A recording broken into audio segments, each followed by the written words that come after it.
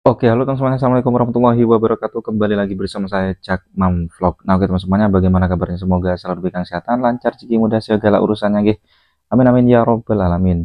Nah, oke teman semuanya ya, di kesempatan kali ini saya memberikan video reaction kembali, nggih.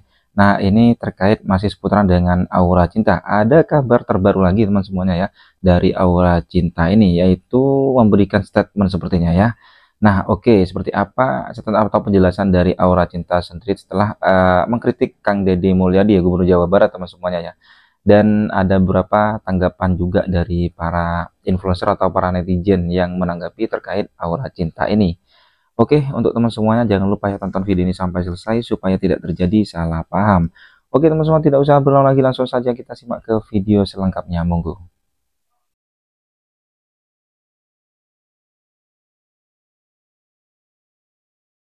Ya, dan untuk soal video yang viral kedua, saya datang dengan harapan tertentu, tapi yang dibahas malah hal lain. Dan disitu jawaban saya semua benar-benar spontan. Mungkin gak sempurna, tapi jujur, saya bukan sedang cari siapa yang salah dan siapa yang benar. Tapi saya cuma ingin menjadi manusia yang punya empati, yang berdiri tenang di tengah keributan. Dan terima kasih buat kalian yang masih bisa lihat niat saya, bukan hanya cuma sekedar potongan ekspresi. Terima kasih. Halo, saya Aura Cinta. Sekarang lagi banyak banget hal yang gak bisa saya kendaliin. Di sini saya cuma ngingetin aja, untuk video yang saya viral, saya nggak bermaksud untuk menentang siapa-siapa, tapi lebih ke rasa tentang keprihatinan dan rasa emosional atas apa yang saya alami dan apa yang saya lihat secara langsung. Gak ada musyawarah, gak ada penjelasan, dan gak ada kompensasi yang jelas. Saya cuma menyuarakan apa yang menurut saya harus diperjuangin sebagai manusia. Dan untuk soal video yang viral kedua, saya datang dengan harapan tertentu, tapi yang dibahas malah hal lain. Dan disitu jawaban saya semua benar-benar spontan. Mungkin gak sempurna, tapi jujur, saya bukan sedang cari siapa yang salah dan siapa yang benar. Tapi saya cuma ingin menjadi manusia yang punya empati, yang berdiri tenang di tengah keributan. Dan terima kasih buat kalian yang masih bisa lihat niat saya, bukan hanya cuma sekedar potongan ekspresi. Terima kasih. Ya, saya juga ngerti perasaan Mbak pas waktu digusur itu, pasti sedih, pasti bingung mau kemana. Tapi di sini yang perlu Mbak ketahui itu sebenarnya bukan kompensasi sih Mbak, lebih ke bantuan. Jadi setiap bangunan liar yang berdiri tanpa izin yang sah di atas tanah yang bukan haknya, itu tidak memiliki dasar hukum untuk mendapatkan kompensasi. Jadi itu bukan kompensasi Mbak, itu lebih tepatnya kebantuan. Nah, karena Kang Deddy itu punya rasa empati, rasa kemanusiaan, memikirkan rakyatnya setelah digusur itu mau kemana, tinggal di mana, adalah bantuan tersebut. Yang kedua, Mbak datang ke Kang Deddy dengan harapan tertentu, tapi yang dibahas malah hal lain. Ya wajar juga sih Mbak, karena Mbak speak up juga kan ngomongin wisuda, larangan motor juga penggusuran. Ya wajar kalau Kang Deddy itu ngebahas sampai ke sana. Ya kita semua harus punya kesadaran. Kalau melanggar ya melanggar, mau itu kaya, mau miskin, mau pejabat, mau warga biasa, kita kalau melanggar ya melanggar, tindak dengan semestinya. Ya karena semua sama di mata hukum, kita harus punya kesadaran, semua harus berubah. Ya saya doakan untuk keluarga Aura Cinta semoga sehat-sehat selalu.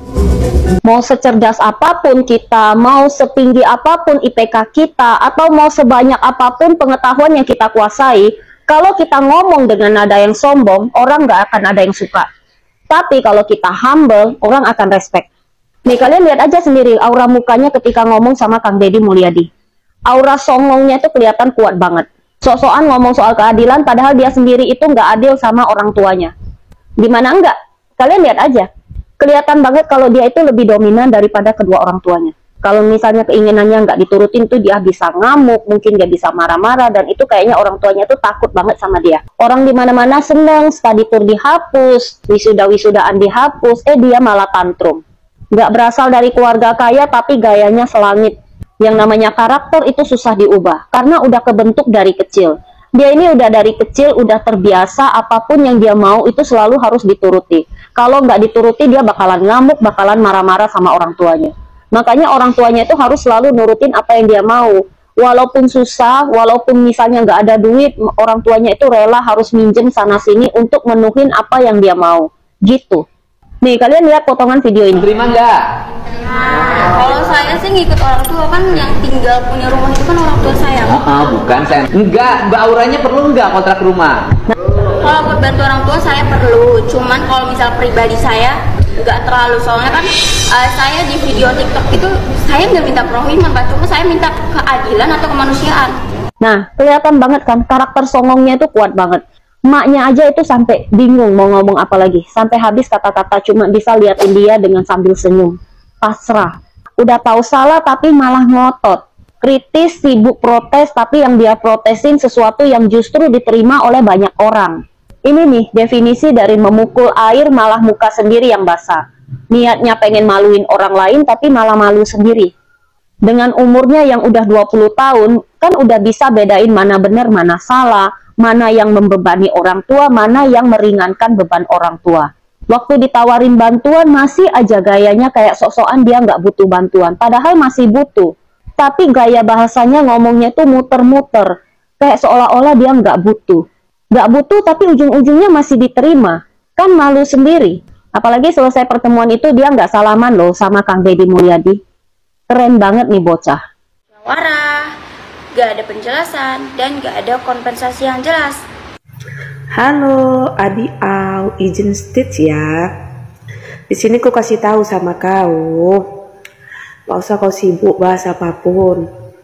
Fokuslah, fokus sekolah kau, fokus pendidikan kau. Kalau memang kau pengen sukses, pengen terkenal, ya, pengen cepat dikenali masyarakat, tunjukkan kepintaran kau. Ya, kepintaran kau, bakat kau, prestasi kau, itu yang perlu kau tunjukkan tanpa harus mengkritik. Yang dimana yang kau kritikkan itu, ya, jalan yang baik, keputusan yang baik. Umpamanya kata kalau kau punya tanah kau dipakai orang, ya, kau pasti marah, kau pasti ngamuk, apalagi tanpa izin, ya kan? Gitu.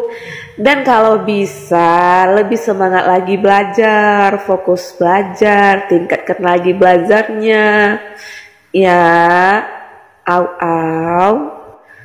Dan satu lagi, kalau kamu mau mengkritik, sesuaikan di jalan yang tepat, ya. Kamu masih masyarakat, masih mahasiswi ya sayangku. Belum ada jabatan kau, jadi nggak usah pala kau yang ngatur gubernur, oke? Kalau yang kau sampaikan itu sesuai, tepat, ya, masuk akal, nggak masalah. Ini yang ada kau sampaikan itu, ku bilang sama kau ya, kau kalau menyampaikan unek-unek kau, bagus sampaikan sesama usia kau, ya,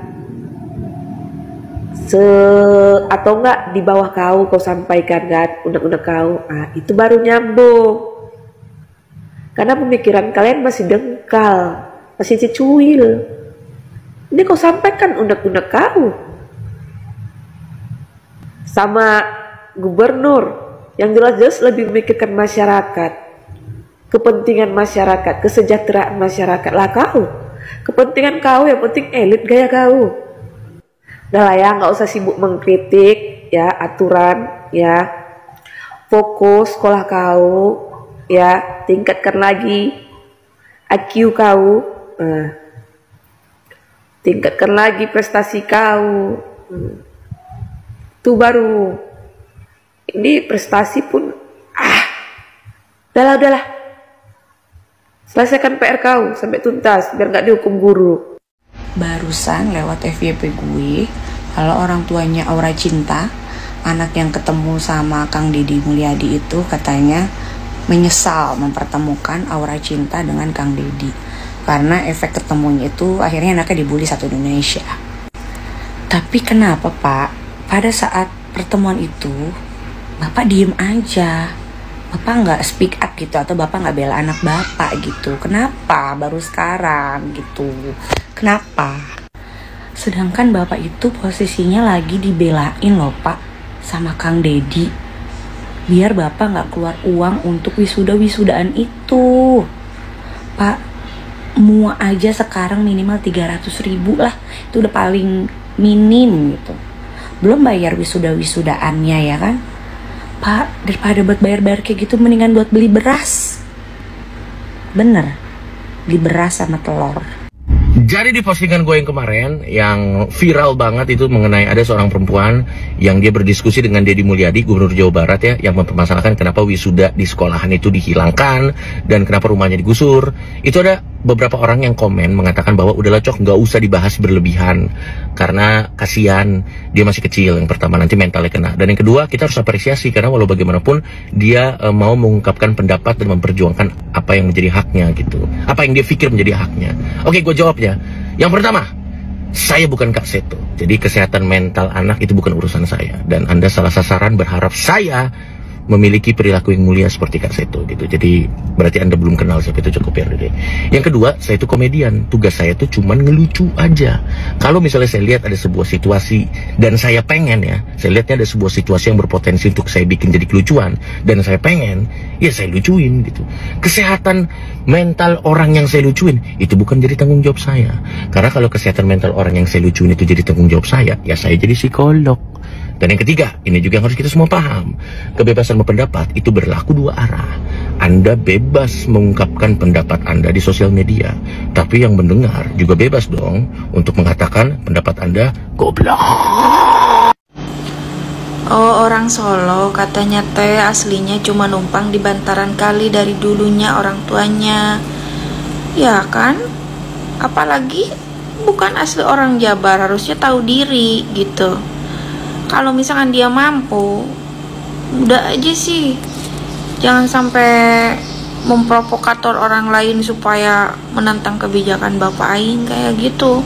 Kalau misalkan dia mampu, udah jangan sampai jangan dikasih bantuan lah Pak Gubernur, padahal ya masih banyak orang yang lebih membutuhkan, masih banyak orang yang fakir, yang miskin gitu, yang nggak mampu. Jangan bantu dia. Dia kan katanya udah mapan. Terus ada yang bilang dia tuh udah punya rumah mewah, punya mobil segala katanya. Pantesan so-soan kayak gitu ya di depan Bapak Aing. Terus ada juga yang bilang yang di iklan itu, di berita itu katanya jadi bintang iklan pinjol. Pantesan dia tuh ngajak teman-temannya mungkin ya pesta-pesta wisudaan gitu, perpisahannya yang mewah supaya orang tuanya kali minjem dari pinjolnya dia kali. Tapi nggak tahu juga sih ya. Itu mah ya, kalau misalkan sekarang banyak yang bully dia gini gitu kan, seperti saya yang tadinya nggak tahu jadi tahu, itu kan gara-gara dia sendiri ya, dia sendiri yang beda, pengen beda dari orang lain. Justru itu bagus ya, dari jadi pira dia, cuma piranya jadi olok-olokan orang gitu ya. Ya mudah-mudahan tahu diri lah gitu. Terus sebenarnya itu kalau misalkan dia mampu, udahlah jangan dikasih bantuan, harusnya mendinganan kasih aja bantuannya buat yang lebih mampu, yang lebih membutuhkan gitu kan. Dia mah udah kelihatan orangnya petantang, berarti kan mampu. Padahal jangan dikasih bantuan. Terus sok-sokan kelihatan miskin banget gitu kan, merasa teraniaya, merasa sakit gitu karena rumahnya digusur, memprovokator orang lain supaya menentang kebijakan Bapak Aing ya. Pengennya kan gitu ya. Ya Allah, enggak lah, orang mah tahu diri, tinggal di tempat pemerintah ya udah siap digusur kayak gitu. Cuma dia doang sih kelihatan kan. Terus seharusnya tuh dia tuh malu lah.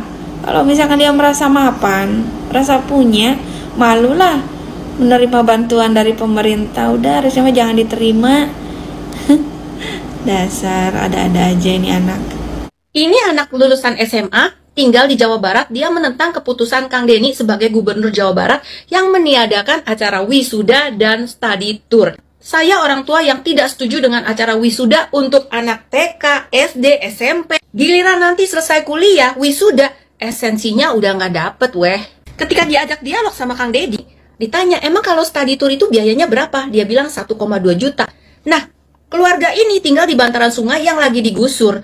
Terus, ibunya nggak kerja, bapaknya cuma jual botol kaca yang buat bensin eceran. Lalu uangnya dari mana? Ibunya bilang, saya akan pinjam uang dan bayarnya nyicil demi kesenangan anak saya.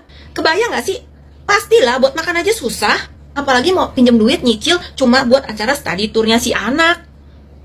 Rada nggak ngotak sih. Ibu dan anak ini aura nyolotnya tuh kuat banget. Mereka berpendapat kalau acara-acara itu harus banget supaya hidupnya itu ada kesannya. Kang Deddy tuh sampai gemes loh, sampai dibilang, aduh miskin aja gayanya selangit. Nah, mental-mental seperti ini nih yang menghalang suatu negara tuh bisa maju. Saya pernah ada di situasi itu ya. Kira-kira 6 tahun lalu lah, anak saya tuh mau perpisahan ke Bali. Jakarta ke Bali naik pesawat 3,5 juta.